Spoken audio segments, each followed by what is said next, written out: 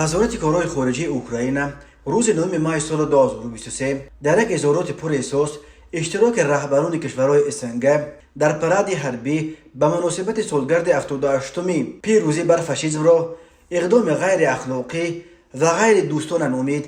روز 9 ماه در چاره‌بینی‌های بخشیده به روز غلبه در مسکو، پرزیدنت بلاروس، پرزیدنت‌های همه 5 کشورهای آسیای مرکزی، قزاقستان، قرقیزستان، ازبکستان، تاجیکستان، ترکمنستان و سروزیر ارمنستان اشتراک کردند. وزارت خارجه اوکراین در اظهاراتش حضور پرزیدنت بلاروس را در این چاره‌بینی در مسکو ذکر نکرده است. اشتراک سران این کشورهای خارجی در مراسم عمومی در کنار جنایتکار حربی را که با سر دادن دامن جنگ از دوران جنگ دوم جهان فخر می‌کند، همچنین عمل غیر اخلاقی و غیر دوستانه نسبت به اوکراین، نمایش بی احترامی نسبت به مردم اوکراین که برای حیات و آزادی خود می‌جنگند ارزیابی می‌کنیم. خلق‌های آسیای مرکزی و قفقاز 78 سال قبل برای پیروزی بر ناتیسم سم بی‌بها گذاشته بودند. آنها شایسته این نیستند که اولا کرمل آنها را برای اشتراک در یک نمایش قلبکی که یگان عمومیت برای کارنمایی غالبان ناتیسم ندارد استفاده برد گفته می شود در اظهارات.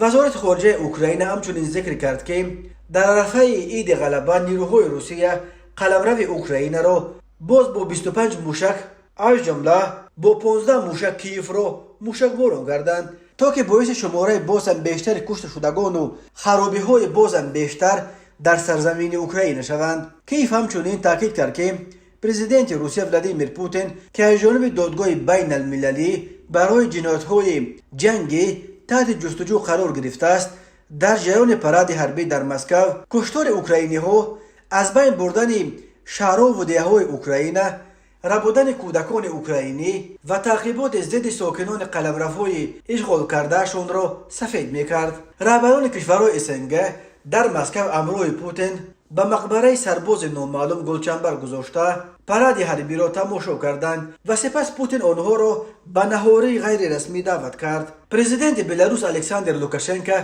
بنا به خبرها به سبب بد شدن وضع سلامتیش بعد اشتراک در پراد ترک مسکو کرد. جالب آن است که تا 5 ماه به غیر از پرزیدنت قرقیزستان صادر جباروف که همان روز با سفر رسمی وارد مسکو شده بود، اشتراک یگان رهبر دیگر کشورهای خارجی در پراد مسکو هنوز معلوم نبود و پوتین از 5 ماه به رهبران کشورهای اسنگ زنگ زده خودش شخصا آنها را پای فشارانه دعوت کرده است که 9 ماه حتما به مسکو بیایند. روسیه 24 فوریه سال 2022 با بهانه حمایت از ساکنان روزگان دنباس و از بین بردن ناتیسم به اوکراین حمله کرد.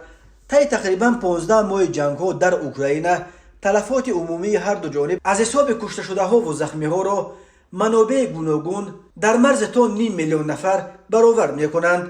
جنگ در اوکراین عملاً به بزرگترین جنگ عصر 21 تبدیل یافته است و متاسفانه آخرش در افق هنوز دیده نمی‌شود.